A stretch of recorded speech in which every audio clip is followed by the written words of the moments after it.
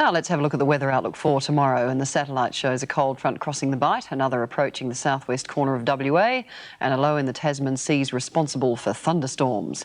A series of cold fronts will continue to affect southern areas, while a high centred over Queensland will keep the dry weather in the north. And there it is, fine throughout Queensland. Cairns and Townsville, beautiful, 27, Brisbane 24. For New South Wales, Tamworth fine and 19, some rain for Broken Hill. Sydney a fine 21 and then rain elsewhere in Orange, Wagga and Canberra, cloudy and 15. In Victoria, there's rain right across the state. Mildura 18, Ballarat 13, Melbourne 15, Hobart clearing and 14. For Adelaide, there's also rain, and Mount Gambier and Geraldton and Kalgoorlie and Perth with a top of 19, but fine in Darwin 31, Alice 26. And finally tonight, a Paris antiques dealer claims that he's found the armour worn by France's greatest heroine, Joan of Arc. It dates back to the 1400s when Joan battled the English.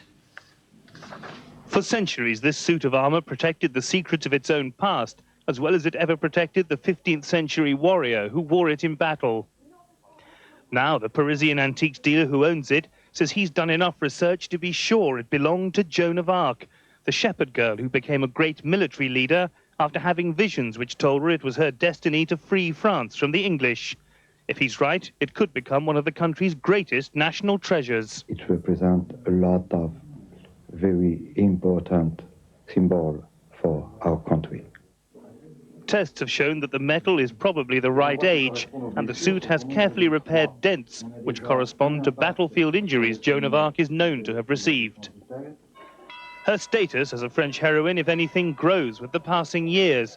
This annual pageant at Orléans on the River Loire celebrates her role in defeating a besieging army there in 1429, 2 years before she was captured and burned as a witch by the English. But it's Paris, a city already rich in memorials to Joan of Arc, which may benefit if the armour's authenticity is confirmed. The owner says he'd rather have it displayed in a museum here than sell it. And on that note, that's the latest from the 7 newsroom for now. But our next national news is sunrise at 6 a.m. And I'm Anne Fulwood. I'll see you again tomorrow. Good night.